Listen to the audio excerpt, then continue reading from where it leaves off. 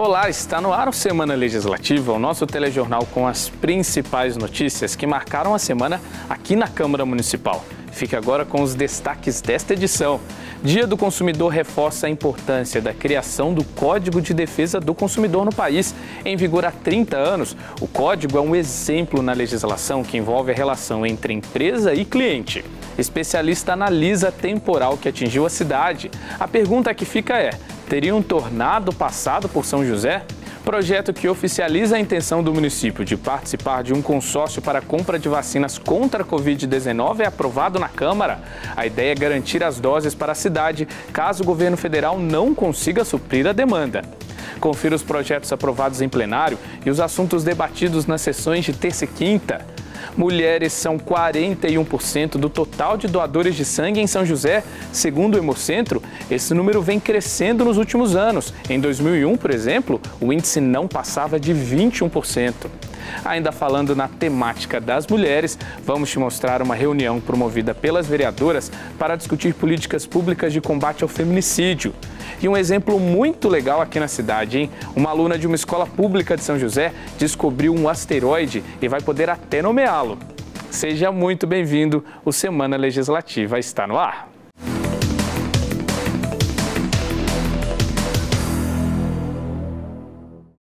E confira agora os destaques da sessão realizada na quinta-feira. Na 17ª sessão do ano, a Câmara aprovou 7 projetos de lei e um requerimento. O requerimento é de autoria dos vereadores Fernando Petit, Juvenil Silvério e Marcão da Academia e tem como objetivo criar a Frente Parlamentar do Empreendedorismo, que terá duração de 1 ano, podendo se prorrogar por mais 1 ano. A intenção do grupo é acompanhar as políticas públicas relacionadas ao tema e ajudar a propor soluções de incentivo a empresas e negócios na cidade. Entre os projetos aprovados está uma proposta encaminhada pela Prefeitura que altera um artigo do Estatuto dos Servidores, estabelecendo o prazo de 20 anos para nova nomeação em cargo público, caso haja demissão de cargo em comissão por infringência a condutas proibidas aos servidores públicos municipais. Outra proposta aprovada com 2 emendas e 3 votos contrários é o projeto de resolução que modifica o regimento interno da Câmara. As alterações tratam de temas como mudanças de rito de tramitação e encaminhamento de processos para análise das comissões e a proibição do vereador suplente de participar de comissões de inquérito. Além disso, a matéria estabelece que emendas e substitutivos a projetos sejam protocolados até às 6 horas da tarde do último dia do prazo limite. Vale acrescentar que esta contagem dos prazos não ocorre nos períodos de recesso, exceto para processos que envolvem a convocação de sessões extraordinárias. Ainda durante a sessão, foi aprovado um projeto de decreto legislativo do vereador Walter Hayashi que concede o título de cidadão joseense a Josias Lúcio da Silva pela atuação na promoção da cultura japonesa em São José. Lúcio foi o primeiro presidente brasileiro da Associação Nipo-Brasileira BBC, além de ser voluntário na limpeza e manutenção da Praça Ryugi Kojima, conhecida como Praça do Tori. Os parlamentares também aprovaram projetos para a denominação de ruas na cidade. A sessão na íntegra você confere no nosso canal do YouTube. E a Câmara aprovou o projeto de lei que oficializa a intenção da cidade de participar de um consórcio para a compra de vacina contra a Covid-19. A ideia da proposta surgiu de uma reunião realizada pela Frente Nacional de Prefeitos, na qual São José e vários outros municípios se uniram para garantir a compra das doses. O consórcio é uma alternativa para dar suporte às cidades brasileiras caso o Plano Nacional de Imunização do governo federal não consiga suprir a demanda por vacinas. A Câmara Municipal aprovou por unanimidade um projeto de lei de autoria do Executivo que valida o protocolo de intenções da Prefeitura de São José para adquirir vacinas, medicamentos, insumos e equipamentos para o combate à pandemia do novo coronavírus. O projeto foi criado porque a cidade confirmou presença no consórcio público, criado pela Frente Nacional de Prefeitos, para a compra de vacinas contra a Covid-19. O objetivo do consórcio é que as prefeituras possam adquirir as doses caso o Plano Nacional de Imunização, coordenado pelo Ministério da Saúde, não consiga cumprir toda a demanda. A vacinação está muito lenta, a compra perdeu o time, o governo federal já devia ter comprado a vacina lá atrás, não fez, agora falta vacina. Então nós vamos continuar trabalhando com esse consórcio na possibilidade da aquisição de vacinas. Todo esforço a mais é importante e é isso que esse consórcio vai fazer. A previsão é que o consórcio seja oficializado no dia 22 de março. Além de São José, mais de 600 cidades aderiram à proposta. Na região do Vale do Paraíba, Pindamonhangaba e Jacareí também foram favoráveis. O prefeito de São José, Felício Ramute, explica que os recursos para a compra das vacinas podem vir do governo estadual ou federal repassados aos municípios para o combate à Covid. A aquisição dessas doses pelos municípios ainda depende de um trâmite jurídico para que seja efetivada. Existem trâmites jurídicos, assembleias, depois disso eles vão buscar fornecedores para aí sim buscar. Além disso, a questão jurídica, porque a compra não é automática. Precisa ser comprovado que o governo federal não cumpriu o Plano Nacional de Imunização. O consórcio deve negociar a compra de doses da Pfizer-BioNTech, Moderna, Janssen, Novavax, Sputnik, Soberana 2 e Sinopharm, que fazem parte do grupo das 10 vacinas com comprovação internacional para uso emergencial ou definitivo contra a Covid. A intenção do consórcio, de acordo com a Frente Nacional de Prefeitos, não é competir com o Ministério da Saúde, mas sim somar esforços, já que a obrigação de adquirir imunizantes para a população é do governo federal. E agora a gente fala sobre uma notícia bem legal para valorizar ainda mais as mulheres nesse mês da mulher. Segundo dados divulgados pelo Serviço de Hemoterapia de São José, a participação das mulheres como doadoras de sangue alcançou um número recorde na cidade e elas já são 41% do total de doadores. Para quem precisa dessa ajuda, esse ato de solidariedade é também um sinal de esperança. Foi para ajudar o irmão doente que Eliane Moura venceu o medo e doou sangue pela primeira vez. 10 anos e 10 doações depois, a dona de casa ajuda a reforçar a estatística que aponta um crescimento no número de mulheres que fazem doação no Serviço de Hemoterapia de São José dos Campos. Nos últimos 20 anos, o número de doadoras do sexo feminino passou de 21% em 2001 para 41% em 2021. E no que depender de Eliane, essa marca só tende a aumentar. Eu moro num prédio, no condomínio, e tem um grupo do WhatsApp das mulheres do condomínio. E normalmente quando eu vou doar, eu pego e coloco, amanhã eu vou doar sangue, alguém quer doar, eu sempre convido alguém para vir junto. Eu vejo que elas sempre respondem quando eu venho. Lisbeth é outro exemplo de mulher que ajudou a ampliar a porcentagem de doadoras do Serviço de Hemoterapia de São José. Com sangue O negativo, o mais procurado pelo serviço, ela faz doações há 4 anos e não pretende parar. Depois que eu fiz o cadastro a primeira vez, aí toda vez que precisa eles mandam mensagem, Às vezes eu não consigo atender porque eu não podia doar, porque eu estava amamentando. Então esse ano assim que eu fiquei liberada para doar, eu voltei a doar. De acordo com Paulo Pontes, responsável pelo setor de captação de doadores do Serviço de Hemoterapia, o protagonismo que a mulher está assumindo na sociedade pode explicar o aumento de doadoras de sangue nos últimos anos. Para ele, as doações de homens e mulheres devem se igualar em breve. Eu vejo isso como um processo natural, até porque a mulher ela tem tomado o protagonismo em todos os setores da sociedade e com a doação de sangue não tem sido diferente. Então ela vem aumentando a sua participação nas doações, mesmo podendo realizar um número menor de doações. Os homens eles podem realizar até 4 doações no período de um ano, com intervalos de 60 dias, enquanto as mulheres podem realizar até 3 doações com intervalo de 90 dias. E para quem quer ajudar a elevar o número de doadores, vale lembrar que, a partir desse ano, a doação de sangue conta com uma nova regra para pessoas que receberam doses da vacina contra a Covid-19. Quem foi vacinado com a Coronavac ou com a Covaxin precisa aguardar 48 horas para fazer a doação. Já quem recebeu a vacina da AstraZeneca, BioNTech, Janssen, Sputnik ou Moderna deve esperar 7 dias para doar. Os outros critérios são normais, O peso mínimo para doação é de 50 quilos. É fundamental o doador trazer um documento com foto, ter dormido bem. A faixa de idade para doação é de 16 aos 69 anos, sempre destacando que o menor deve estar acompanhado de um responsável legal e a primeira doação pode ser feita até os 60 anos. Portanto, até 69 é para aqueles que já são doadores de sangue. Além disso, é fundamental o doador estar em boas condições de saúde e tomar o seu café da manhã. Não vir em jejum, apenas evitar alimentos gordurosos no café da manhã. E como o sangue não tem gênero, cada doação, sendo de homem ou mulher, é muito importante para ajudar quem precisa. Só quem já doou sabe a sensação gratificante que esse gesto traz. Dá uma satisfação muito grande, né? Ainda mais nessa época que nós estamos, que temos que pensar no outro, né? Então, eu acho que assim, vale muito a pena. Muita pena. A sensação é de dever cumprido, né? De saber que meu sangue vai ajudar as pessoas. Não tenho medo de vir doar, não dói, é rapidinho, tá? Então, ajudem o próximo, a gente precisa do sangue. E no próximo bloco você confere os destaques da sessão de terça-feira. Ainda vamos te mostrar como foi a reunião realizada pelas vereadoras para discutir políticas públicas de combate ao feminicídio. Você também vai descobrir o que causou o temporal da semana passada aqui em São José, hein? Será que foi um tornado? Fique com a gente que te respondemos já já.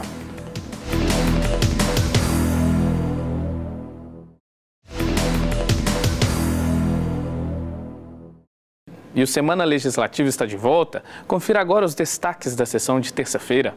Entre os documentos aprovados na 16ª sessão do ano estão requerimentos, indicações e atas de sessões passadas. A maior parte dos requerimentos são para a realização de serviços de manutenção pública por parte das concessionárias de energia e saneamento, que atendem a cidade. Entre os pedidos estão poda de árvore, troca de postes, vistoria em transformadores, soluções para problemas como queda de energia e falta de água.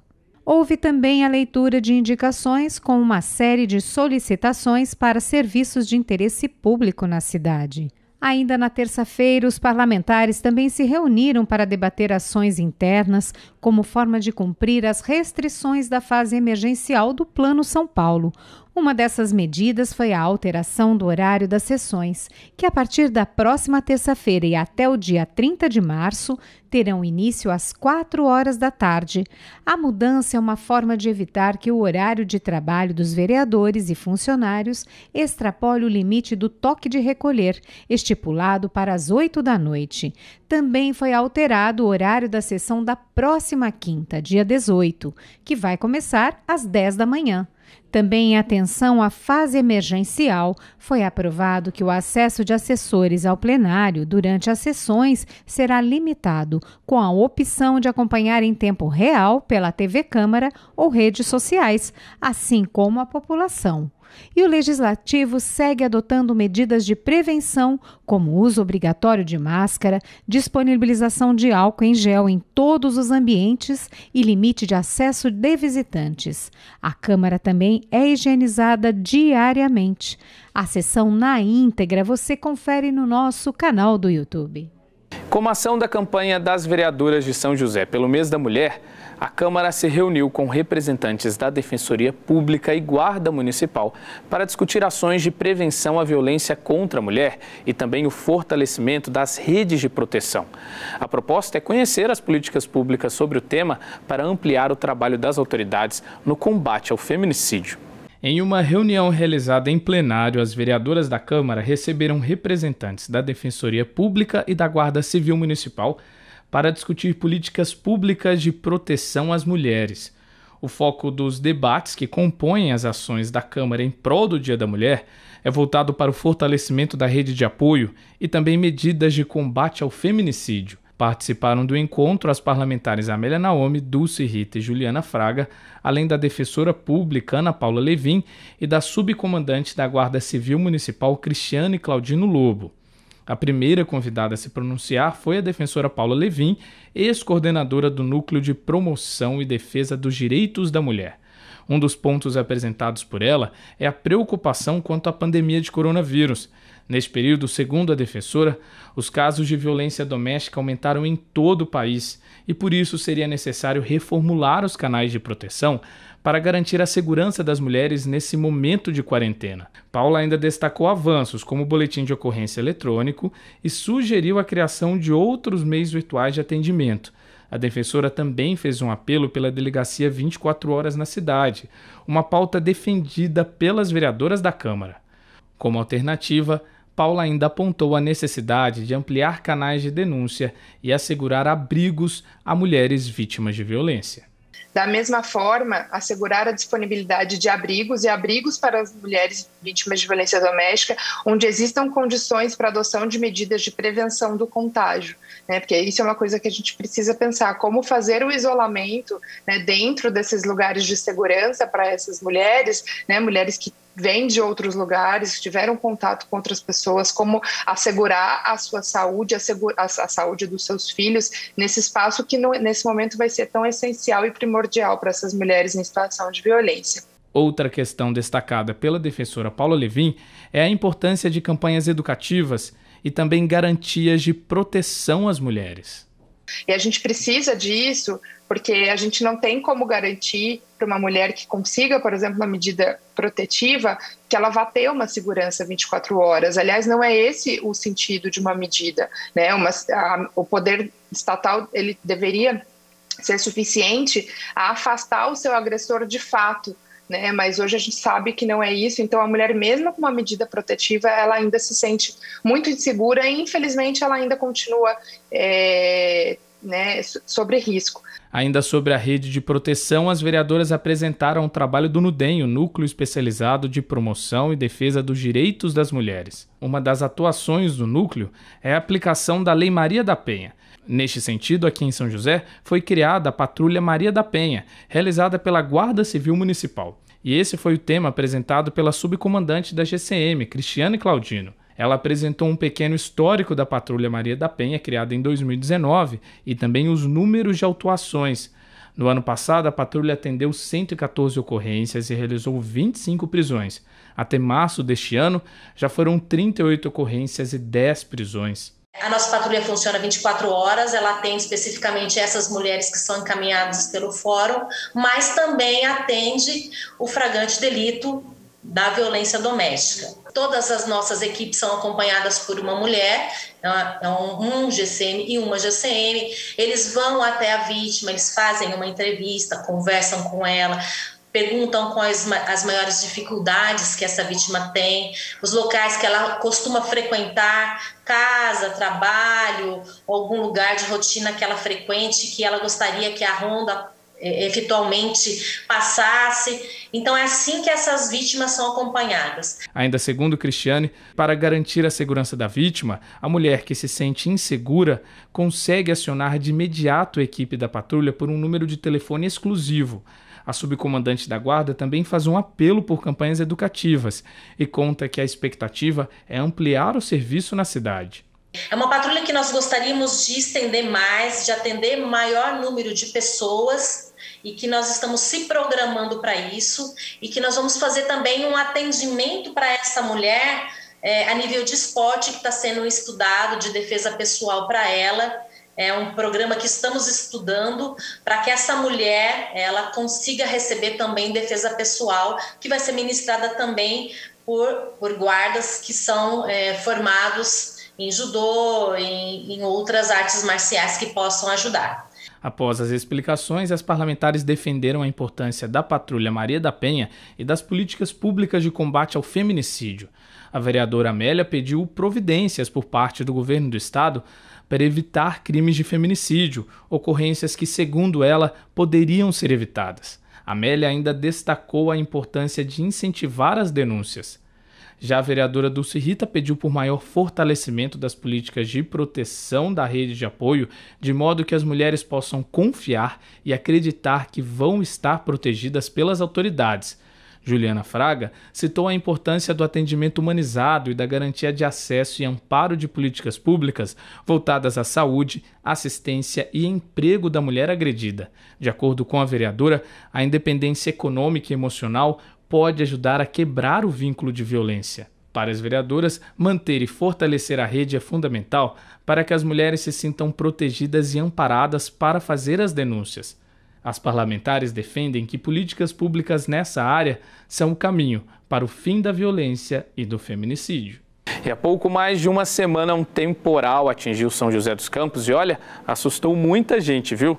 Teve quem diga que foi até um tornado que passou pela cidade. Entre as ocorrências, queda de árvores, pontos de alagamento, falta de energia. Para entender melhor o que aconteceu, a gente procurou a ajuda de um especialista que nos explicou o que causou esses estragos. E será que foi mesmo um tornado? Isso a gente te responde agora na reportagem. As imagens impressionam. Em poucas horas, uma chuva que atingiu São José causou estragos por toda a cidade. Segundo o INPE, choveu uma média de 140 milímetros por hora, volume considerado alto. Foi o suficiente para derrubar árvores como esta, já que o temporal também foi acompanhado de ventos fortes que chegaram a 95 quilômetros por hora. De acordo com os especialistas, esse fenômeno que assustou moradores é conhecido como microexplosão e se forma a partir de nuvens muito desenvolvidas. Quando essa nuvem se desenvolve, né, e se torna muito alta, né, atinge topos mais altos, por processo de troca de calor e próprio processo da precipitação que vai descer da nuvem, há um transporte de massa, né, de ar de cima para baixo. Então, ela parte do desenvolvimento de uma nuvem cumulonimbus normal, né, que às vezes gera chuva forte, mas ela tem um desenvolvimento muito mais alto, tem tem uma frente de nuvem associadas, né, o que a gente chama às vezes de nuvem prateleira. Então ela é um crescimento mais raro de uma nuvem cumulonimbus, né? Não é um sistema muito comum, né? Assim, não acontece todo dia. Houveram outros casos, né? Esse mês e mês passado, na cidade de São Paulo, teve sistemas parecidos, né? Mas realmente nessa intensidade que ocorreu na terça foi algo um pouco fora do comum. O que também é bem fora do comum é o aparecimento de tornados na cidade. Esta imagem que circulou na internet mostra o que parece ser a ocorrência de uma espécie de tornado na região oeste. Muitos, inclusive, acreditaram ser este o fenômeno responsável pela microexplosão do dia 9 de março. Segundo o especialista do INPE, essa imagem foi recortada para que simulasse um tornado. Entretanto, não passa de uma nuvem carregada, já que o funil não toca o solo. Outro ponto a se considerar é que esta nuvem foi registrada no domingo, 2 dias antes da microexplosão atingir São José dos Campos. É que houve uma imagem compartilhada no domingo de uma nuvem e aparentemente essa imagem foi recortada e dado um zoom e dava a impressão que aquilo era um funil que estava tocando o solo e aquilo passou a ser compartilhado, né, por várias pessoas, como se fosse o evento que aconteceu no dia 9, né? Mas era incompatível tanto com o horário, a luminosidade, né? Esse evento ocorreu por volta das 7 da noite, né, horário local, e aquela imagem original da onde foi extraída esse recorte era uma imagem durante a tarde, né, dava para ver que tinha muito mais sol e tudo mais. Ainda segundo o Tiago, meteorologista e pesquisador do INPE, a partir da análise dos estragos causados pela microexplosão, é possível excluir a possibilidade de ocorrência de um tornado em São José. Na microexplosão, o que acontece é uma rajada de vento muito forte que vem de dentro da nuvem, de cima para baixo, e essa rajada de vento muito forte, quando ela toca o solo, ela se espalha em todas as direções, horizontalmente. Então, quando é feita uma análise posterior dos danos, né, assim, de estelhamentos de casa, carros tombados, árvores tombadas, a gente nota que esses danos eles estão espalhados numa forma meio circular em volta da onde foi esse ponto, da onde o vento desceu e tocou o solo. Num tornado, quando o funil toca o solo, ele segue uma direção e causa a destruição por onde ele passa, mas sem afetar essas grandes distâncias laterais, né? Como o fenômeno pegou moradores de surpresa, a dúvida que fica é: seria possível prever a microexplosão? Quanto mais severo esse tipo de sistema, mais de curto prazo tem que ser a previsão. Então, a partir de 6 horas, de 8 a 6 horas, o meteorologista ele pode indicar que há uma probabilidade de desenvolvimento de sistemas severos para uma certa região. Mas não dá para apontar assim, é a cidade de São José, é em Jacareí, né, é em Eugênio de Melo, não, é uma área que a gente aponta como probabilidade de desenvolvimento de um sistema severo. Nesse caso, por exemplo, a partir das 6 da tarde, mais ou menos, já estava começando a se formar algo ali que já tinha um indicativo de um tempo severo. Então, isso tem que ser acompanhado meio que minuto a minuto, conforme as informações vão chegando. É muito dependente da disponibilidade de informações, né?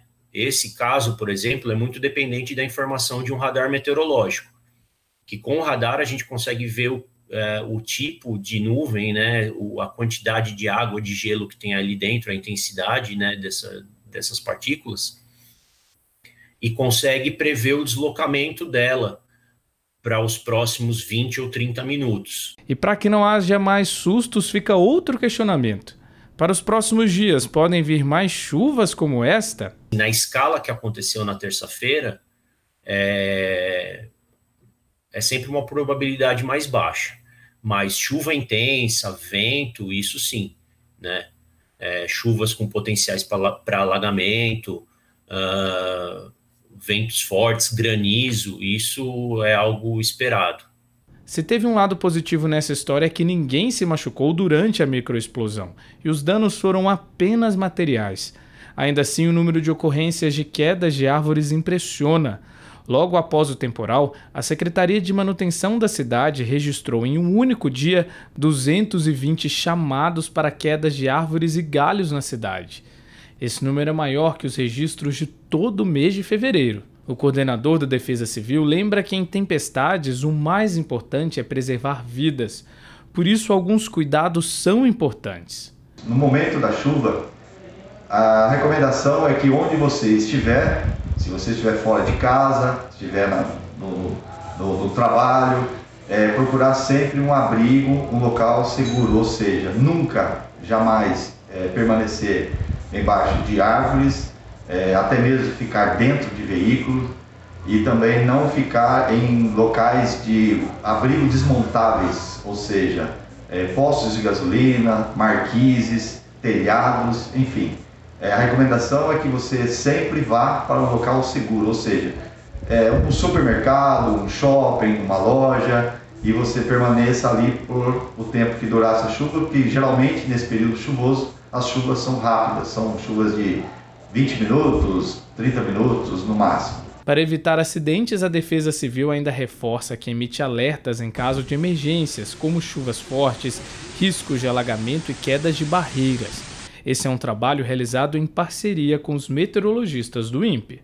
Esse alerta é importante, a comunidade sempre acompanhar, como já acompanha, através dos torpedos, das mensagens via celulares, para que as vidas são preservadas. Então, todos esses alertas são para preservar vidas.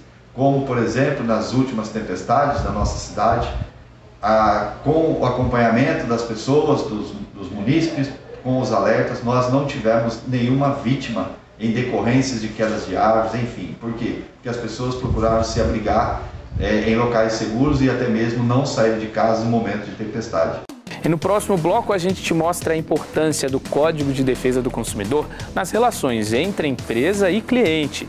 Você também vai conhecer o exemplo de uma estudante de uma escola pública da cidade que descobriu um asteroide. Legal, né? Daqui a pouco.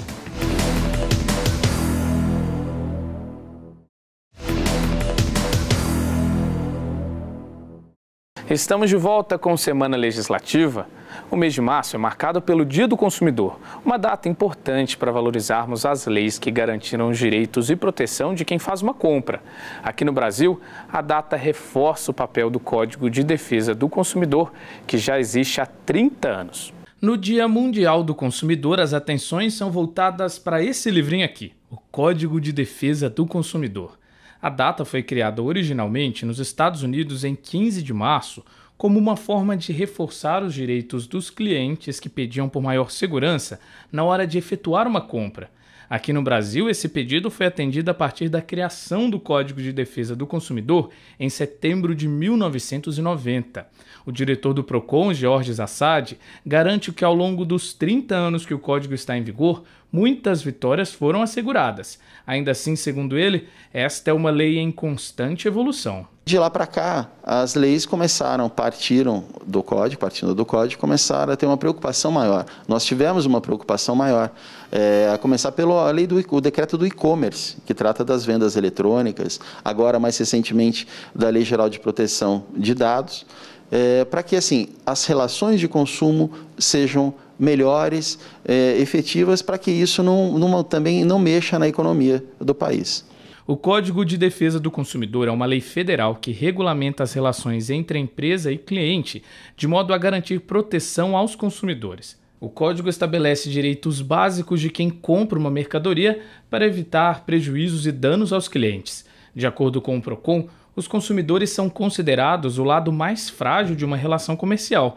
Dessa forma, a legislação garante o direito à informação prévia e detalhada, possibilidade de troca e mecanismos de denúncias. A primeira grande previsão, depois do advindo do Código de Defesa do Consumidor, é a lei que começou a estipular que os estabelecimentos comerciais devam apresentar os seus preços em etiquetas ou em placas para que os consumidores não precisassem fazer perguntas para vendedor e não fossem surpreendidos no momento do pagamento, né? Que eles tivessem realmente plenas condições de fazer as escolhas para fazer as compras, efetuar as compras. Essas estipulações todas nessas relações de consumo começaram com o advento do Código, que surgiu a partir da Constituição de 88. Uma das maneiras de garantir o cumprimento da legislação a favor dos consumidores é por meio das denúncias. Neste sentido, o PROCON é o órgão responsável por apurar se uma empresa cometeu alguma infração e buscar meios para resolver o problema. Aqui em São José, segundo o site do PROCON, só no ano passado foram realizados cerca de 2.500 atendimentos envolvendo reclamações de consumidores. As principais queixas foram referentes a serviços de telefonia, energia e saneamento, internet, bancos e varejo. O lado positivo é que, segundo o PROCON, na maior parte dos casos, o problema consegue ser solucionado de maneira conciliatória. A taxa de resolução das reclamações apresentadas no órgão é de 75%. Então a gente zela pelos consumidores e a gente vê que numa reclamação, a gente analisa essa reclamação para verificar se ela tem um potencial muito grande de causar danos a outros consumidores e não só àquele que está fazendo essa reclamação. E a gente também faz um filtro de todas essas reclamações aí para que a gente se antecipe e puna realmente quem deva ser punido. Ainda segundo o PROCON, para diminuir a quantidade de queixas, uma das alternativas estaria nas campanhas educativas. Tem que começar pela educação, mas caso as empresas insistam nesses erros, aí, nesses abusos, a gente tem que coibir. Então, assim, esse tipo de ação, começando por ação educativa, indo para a punitiva, serve para quê? Serve para quê? Para que as empresas não cometam novamente esses tais abusos, que se sintam assim, prejudicadas no bolso, você tem que fazer sentir no bolso, né? E também para dar exemplo para as outras empresas. Aqui em São José, o PROCON fica na rua Paulo Setúbal, número 220, no antigo fórum. O órgão funciona de segunda a sexta, de 8 da manhã até às 5 horas da tarde. Além do atendimento presencial, ainda é possível fazer uma reclamação por meio do PROCON Online, no site da Prefeitura e também pelo aplicativo PROCON Digital. Todas essas ferramentas são essenciais para garantir os direitos dos consumidores, mas para evitar chegar nessas vias de fato, algumas dicas são importantes. Hoje o consumidor tem que tomar cuidado, muito cuidado, com as promoções que ofereçam valores, por exemplo, que estão fora da realidade ou que dêem muita vantagem para aquele. Esse tipo de promoção são as que mais causam lesão aos consumidores. E assim, e na dúvida, é buscar realmente ao PROCON. E se tiver problema, da mesma forma. Temos todas as nossas plataformas aí, se não quiserem vir aqui fisicamente, que é o ideal, que não venham realmente, mas para buscar esse abrigo. E nesse momento de pandemia, nada melhor que contar boas histórias e boas notícias, né?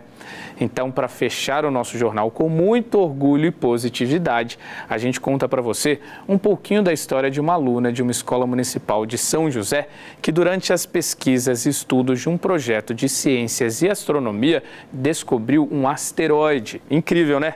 E pegando gancho no talento dessa estudante, a gente ainda te mostra outros exemplos de meninas que vêm se destacando na área das ciências exatas aqui na cidade. O único contato da jovem Micaele com a astronomia era assim, observando o céu pela janela. Mas tudo se transformou quando a estudante se mudou de Pernambuco para São José dos Campos em 2017. Incentivada por uma professora da Escola Municipal Elizabeth de Paula, ela começou a participar de Olimpíadas de Astronomia e, a partir daí, pôde observar com maior proximidade e nitidez a Lua, o Sol e as estrelas. Tamanha proximidade que a estudante pôde dar nome a um asteroide que ela mesma descobriu durante estudos do projeto Caça-Asteroides, ligado à Universidade Estadual Paulista. Quando veio essa notícia, esse retorno afirmando sobre a descoberta de um asteroide, eu não acreditei. Eu acho que alguns dias o pessoal falou, o asteroide Micaele, só que eu não acreditava, sabe? Ficava, legal. Só que depois eu acho que isso foi tomando uma proporção um pouquinho maior. Isso é algo que ficava, eu acho que eu descobri um asteroide. Então foi a partir desse momento que eu fiquei muito feliz e a felicidade começou a tomar conta de mim, porque eu via isso não só como uma conquista pessoal, sabe? Porque eu entrei no projeto não acreditando muito em mim. Pensava que eu não iria descobrir, que, enfim, eu iria trabalhar, desenvolver as habilidades de trabalhar em grupo, mas que essa descoberta não iria acontecer. A afinidade de Micaele com a astronomia é tão grande que ela começou a participar de outro projeto, chamado Sem Parar, que tem como objetivo ajudar e incentivar meninas em estudos na área da ciência. É realmente algo que eu gosto muito de fazer, não só de estudar e fazer essas coisas, mas de realmente criar conexões com outras meninas e incentivar elas na ciência de alguma forma. Eu acho que hoje, para além de ser uma profissional, referência na minha área ou algo do tipo, eu acho que um dos meus grandes sonhos também é ver outras meninas que estavam em lugares como eu, que vieram de lugares como eu, que, enfim, não tinha tanta confiança em si, alcançar lugares grandes e, enfim, ter essas oportunidades que eu estou tendo hoje, sabe? De acordo com Denilson Silva, professor e assistente de direção da Escola Elizabeth de Paula, cada vez mais as alunas estão sendo incentivadas a participarem de Olimpíadas de Matemática e também de Astronomia. Ainda segundo o professor, é durante essas competições que muitas meninas acabam descobrindo algum tipo de talento na área das ciências.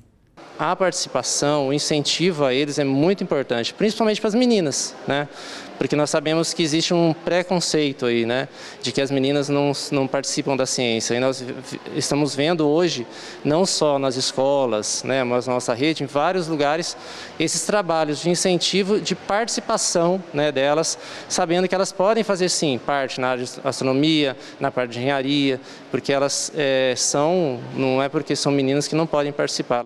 E todo esse incentivo está fazendo outras alunas trilharem o mesmo caminho da Micaele. É o caso de Gabriela e Nicole, que se espelharam na colega e conseguiram destaque na Olimpíada Brasileira de Astronomia. Para elas, a presença feminina na ciência está crescendo cada vez mais. A gente está recebendo mais destaque, tem várias mulheres inspiradoras aí na história e com certeza é algo muito interessante. Infelizmente, é uma área ainda muito restrita para as mulheres, mas aos poucos a gente está servindo de exemplo e elas vão entrando também. A gente só precisa de oportunidade e muitas vezes elas vêm de pessoas que acreditam na gente, que nos mostram esse mundo de oportunidade ou até de nós mesmos, de a gente acreditar e buscar, sabe? E o Semana Legislativa fica por aqui. Muito obrigado pela companhia e a gente se encontra na semana que vem.